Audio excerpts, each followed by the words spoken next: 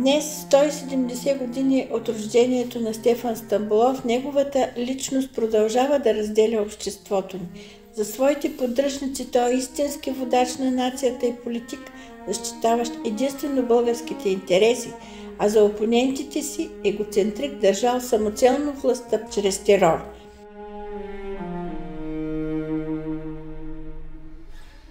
Дядо Славейков за пореден път ни изненадва със своето ясновидство, като през 1871 година записва в тефтерчето си: „Днес се срещнах с едно момче на 16 години, Стефан Николов от Търново. Говори ми 3 часа, от очите му пламък излизаше. Сега вече повярвах, че България ще се освободи.“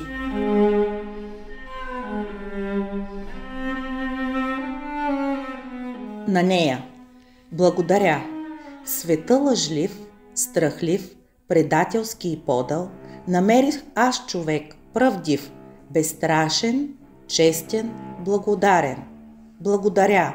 Прибежище, защита, правда и утеха намерих аз при тебе, жена, под твоята скромна, бедна стряха.“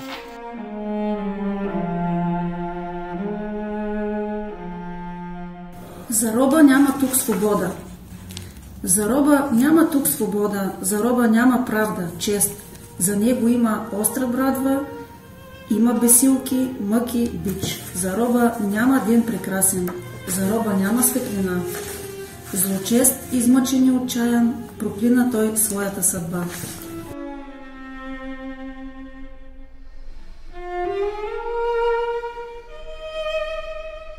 Певец. Сияйно, чисто е небето, ясно слънцето грее, весело ти е на сърцето, всичко живо се смее. Пролет вече доди и гората се разви, всичко от сън се събуди, всичко се весели.